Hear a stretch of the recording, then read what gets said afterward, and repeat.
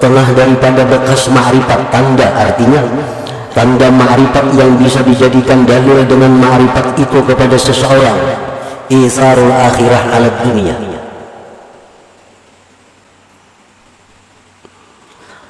mengutamakan akhirat,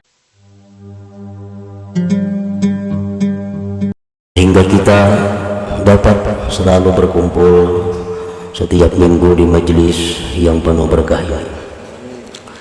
Salawat dan salam kita haturkan kepada junjungan kita Nabi besar Muhammad sallallahu alaihi wasallam dan kepada seluruh keluarga, para sahabat, zurriyat dan pengikut beliau sampai hari akhir. Al-hikmatu tsaminah wal 20 min al-hikamil ataiyah. Qala al-Imam Ahmad ibnu Athaillah as-Sakandari rahimahullah wa nafa'ana bi ulumih. Hikmah yang ke-28 dari Al-Hikamil Athaiyah. Berkata Imam Ahmad ibnu Athaillah as-Sakandari rahimahullah, mastudi'a min ghaibis sarair zahara bi syahadatiz zawahir, yang artinya adalah sesuatu yang dititipkan dari gaibnya sarirah batin, sesuatu yang dititipkan di dalam batin, di dalam hati. Zahara bi syahadatiz zawahir, tampaklah sesuatu itu pada penyaksian yang zahir. Para muhibbin rahimakumullah,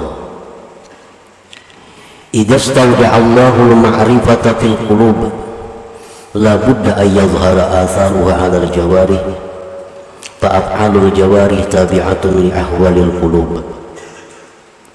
Apabila Allah Subhanahu wa ta'ala menitipkan ma'rifat di dalam hati seorang hamba, maka pastilah nampak bekas-bekas ma'rifat itu di atas anggota-anggota tubuh si hamba itu.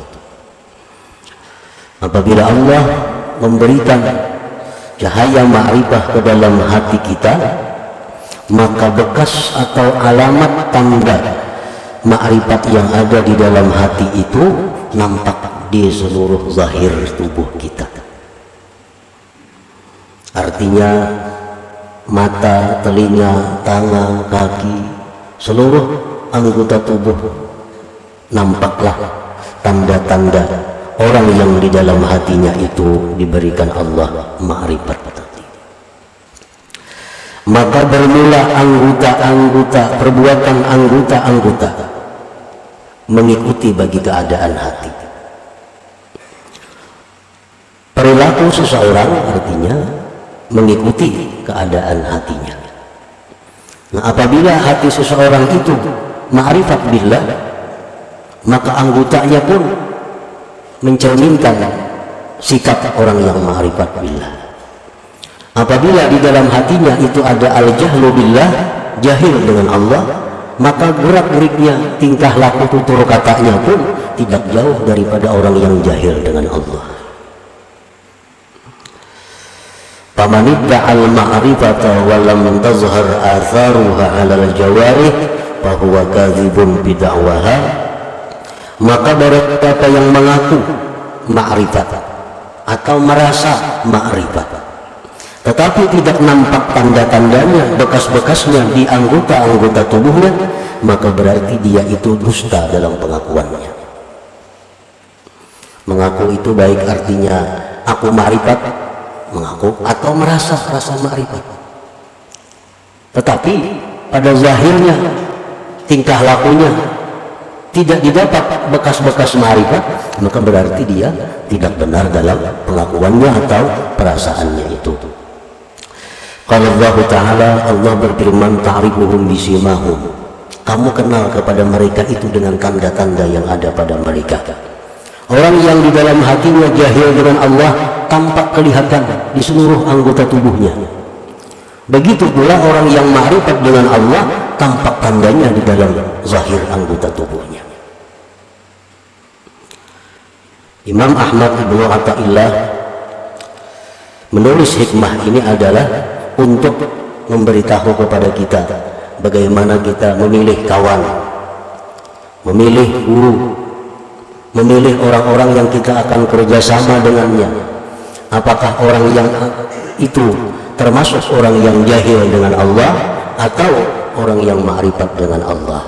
Nah, jadi Sidin Ul-Hakan ini alamatnya, tandanya bahwa bagaimana hati orang yang ma'rifat dengan Allah itu, bagaimana hati orang yang jahil dengan Allah.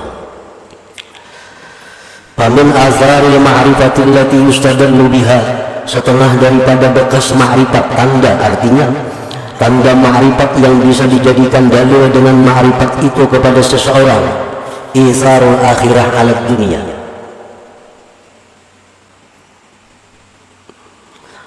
mengutamakan akhirat atas dunia.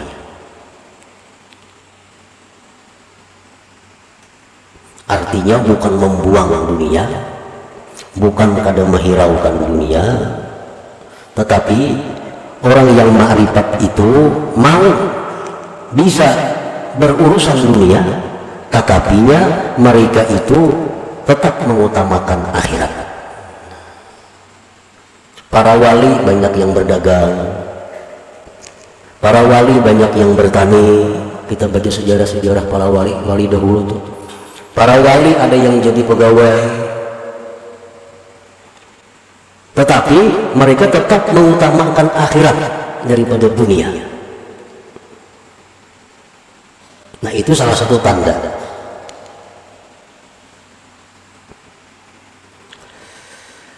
Karena mereka orang yang ma'rifat dengan Allah itu meyakini sekali bahwa akhirat itu lebih baik daripada dunia. Nah, baiknya akhirat dari dunia itu bukan berarti harus kita tinggalkan dunia, bukan. Tetapi baiknya akhirat dari dunia itu agar kita utamakan akhirat daripada dunia.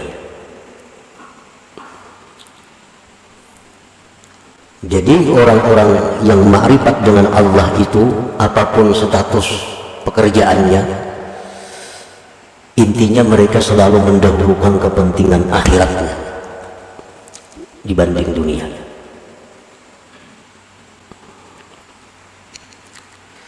Yang kedua, wal musara'atu ila ittiba'i amrillah subhanahu, mereka itu segera mengikuti perintah Allah, segera mengikuti perintah Allah. Antara lain adalah, apakah orang yang ma'rifat itu mau berbuat dosa? Imam Junaid al-Baghdadi pernah ditanya orang, ujar orang kepada Imam Junaid, ayaznil arifu, orang yang ma'rifat kepada Allah itu maukah dia berzina? Imam Junaid al-Baghdadi menjawab, wa kana amrullah qadaran maqdura, kalau itu memang takdir Allah demikian, bisa saja terjadi. Nah, artinya orang yang arif itu bukan nabi, orang yang arif itu bukan maksum dari dosa. Mereka mau berbuat dosa, tetapi begitu mereka berbuat dosa, mereka cepat, musara'ah, cepat kembali kepada Allah. Itu bedanya antara orang yang arif dengan tidak arif. Begitu mereka berbuat dosa, mereka musara'ah, mereka segera kembali kepada Allah, segera tobat kepada Allah. Makanya orang-orang arif itu disebut mahfuz. Nah, mahfuz itu bukan terpelihara dari dosa, tetapi terpelihara dari israr, mengekali dosa. Kalau mengakali dosa kadang mau orang arif itu, tapi kalau berbuat dosa mau. Begitu mereka berbuat dosa, mereka segera kembali ke jalan Allah. Wal firaru minasyawagilil mulhiyati 'anillahi ta'ala, dan lagi tanda orang yang di hatinya itu ada ma'rifat dengan Allah, dia itu lari, berlari menjauhkan diri dari kesibukan-kesibukan yang melalaikan dia daripada Allah. Kesibukan-kesibukan, pekerjaan-pekerjaan yang membuat mereka itu lalai. Nah itu mereka lari. Artinya pekerjaan yang selama ini sudah bagus nih, wirid-wirid aktif kita baca, menuntut ilmu aktif kita baca, kita laksanakan. Ini ada pekerjaan cukup. Nah, ada pulang pekerjaan lain yang bagus, yang pina untungnya ganal nih. Tetapi amun ini digawi wujur untung ganal, cuma akibatnya kaina wirid kada terbaca lagi. Mengaji nang seminggu 3 kali jadi sebulan sekali. Ini ngarannya memegang sesuatu yang melalaikan daripada Allah. Nah orang arif kada mau bekerja, mau, tapi kadang melalaikan mereka daripada Allah. Allah berfirman, ya ayyuhalladzina amanu la tulhikum amwalukum wa la auladukum an dzikrillah wa may yaf'al dzalika fa ulaika humul khasirun. Hai orang-orang yang beriman, janganlah melalaikan kamu, harta kamu, anak kamu daripada zikrillah.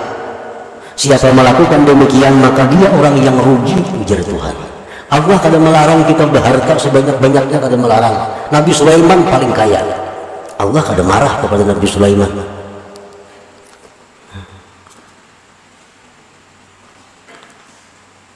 Tetapi yang Allah itu melarang jangan sampai kita ini lalai. Gara-gara kebanyakan pekerjaan, kesibukan macam-macam, wirid kada terbaca, sembahyang banu berjamaah banu kada, harta. Tuhan kada melarang kita punya anak, ulah anak sebanyak-banyaknya. Nabi Muhammad suka.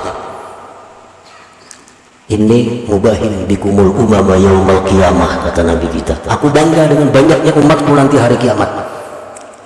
Tetapi jangan sampai anak itu membuat kita lalai.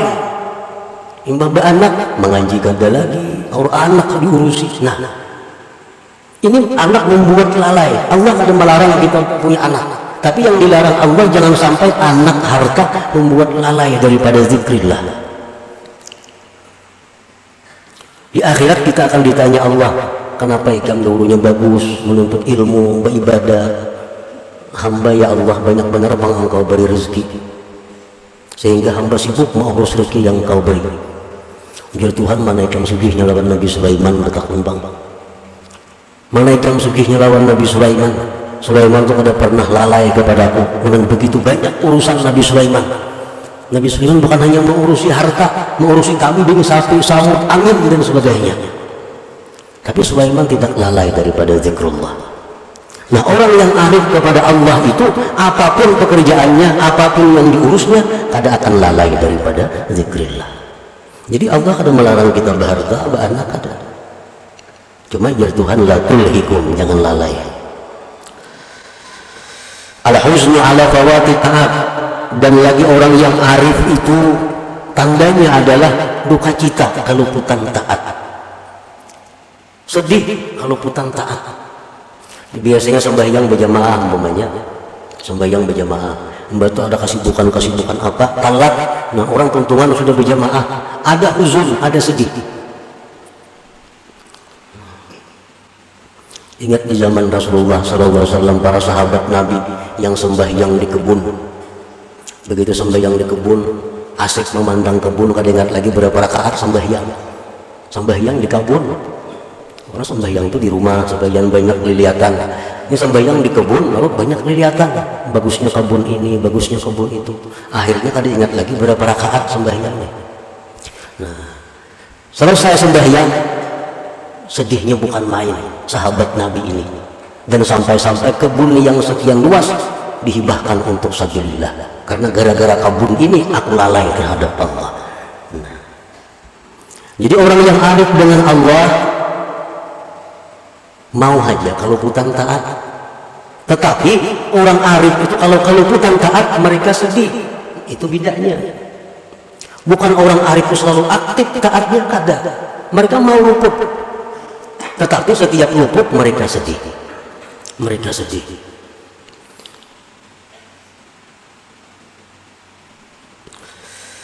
Wa sururuhu wa mi'namuhu bi dzikrillah wa ta'atih. Dan lagi tanda orang arif itu adalah gembiranya dia, tenangnya dia dengan zikrillah dan taat kepada Allah. Bila kawa ini memperbuat taat, disitulah dia gembira.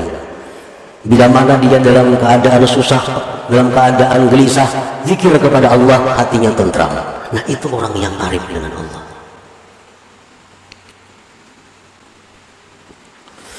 Warahmatu wasyafaqatu li khalqillah, dan lagi tanda orang yang arif itu kasih sayang bagi makhluk Allah.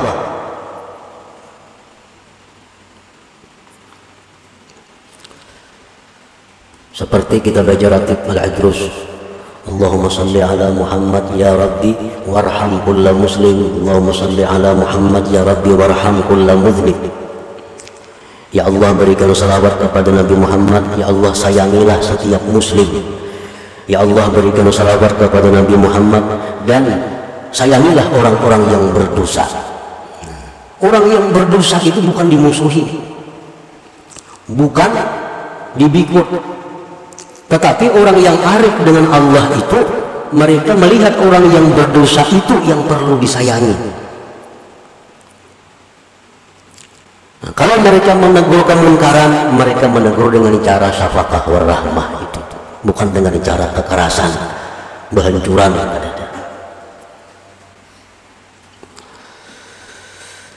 Wa ru'yatu ma yasurruhu wa ma yuhzinuhu min Allah dzil jalali wal ikram, dan lagi tanda orang yang ma'rifat itu adalah dia melihat sesuatu yang menyenangkan, melihat sesuatu yang menyedihkan, semuanya datang dari Allah dzil jalali wal ikram. Nah, itu antara lain asar, tanda ma'rifat yang kelihatan di anggota kalau orang hatinya diberi Allah ma'rifat billah itu.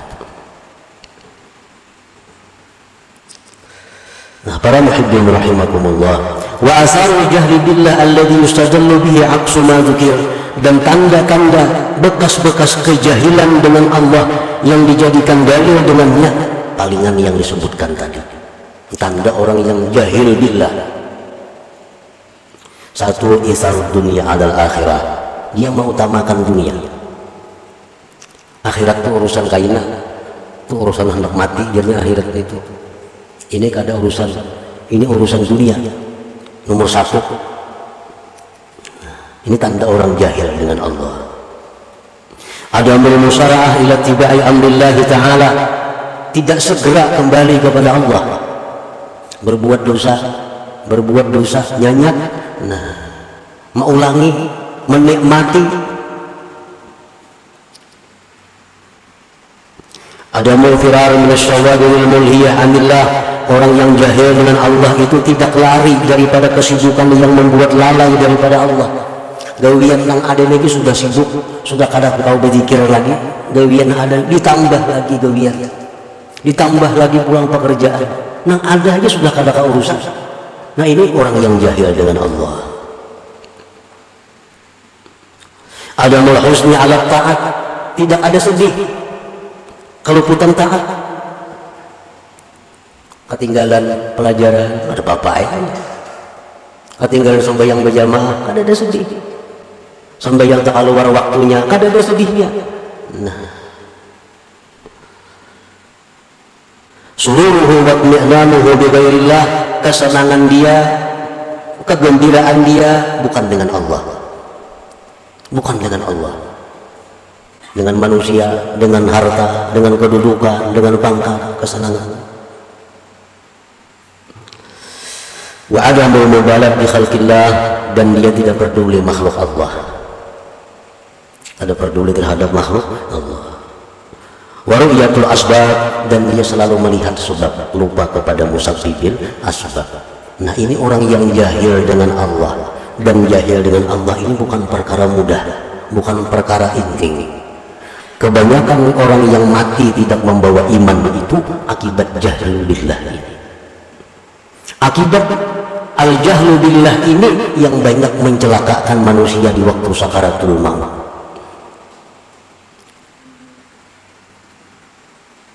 Para muhibbin rahimakumullah, an-nasu fil ma'rifati salasah, bermula manusia itu pada ma'rifat ada 3 macam golongan. Man arafa Allah wa urifa annahu araf, ada orang yang ma'rifat dengan Allah dan dikenal dia itu ma'rifat, dimana kita kenal melihat tingkah laku sikap perbuatannya. Oh, ini orang ma'rifat dengan Allah. Kalau kita melihat orang seperti itu, fajalisu, duduklah dengannya. Wa ta'allamu minhu, belajarlah daripadanya. Kalau orang yang ada ma'rifat dengan Allah dan diketahui dengan tanda-tanda tadi bahwa dia ma'rifat dengan Allah, fajalisu, maka duduklah dengannya. Wa ta'allamu minhu wa la tufariqu, jangan kau pisahi dia. Yang kedua, man 'urifa annahu la ya'rif wa 'arafa annahu la ya'rif, orang yang dikenal bahwa dia itu tidak ma'rifat. Ada tanda-tanda ma'rifat lawan orang itu. Wa 'arafa annahu la ya'rif, dia pun sadar dirinya tidak ma'rifat. Nah, kalau kita berhadapan dengan orang yang tidak ma'rifat, inya sadar inya kada ma'rifat, fastarshiduhu wad'uhu ilal ma'rifah, bimbinglah dia, ajaklah dia kepada ma'rifat. Nah, sama-sama artinya. Yang ketiga, man 'urifa annahu la ya'rif wa lam ya'rif annahu la ya'rif wa da'a annahu ya'rif, orang yang dikenal tidak ma'rifat, dari tutur katanya, ketahuan, tingkah lakunya, orang ini kada ma'rifat, tetapi inya kada tahu pada dirinya itu tidak ma'rifat dan mengaku ma'rifat. Orang ini kada ma'rifat kepada Allah, mengaku ma'rifat, padahal tanda-tandanya ada pada inya itu kada ma'rifat. Nah, bila kita berhadapan dengan orang ini, fajtanibuh, jauhi. Ini kada kau diurus orangnya. Nang kada ma'rifat bapada ma'rifat, walaupun dia mengaji ilmu ma'rifat, karena ilmu ma'rifat itu bisa dikaji di mana-mana, bukunya ada, kitabnya banyak. Tetapi yang dimaksud dengan ini adalah zauqul ma'rifat, rasanya ma'rifat itu. Nah, kadang-kadang orang semuaan bisa melakukan ini tapi belum bisa merasakannya sesuatu itu. Nah, buah-buah tanda-tanda ma'rifat ini untuk orang yang sudah mendapatkan rasa ma'rifat kepada Allah Subhanahu wa ta'ala.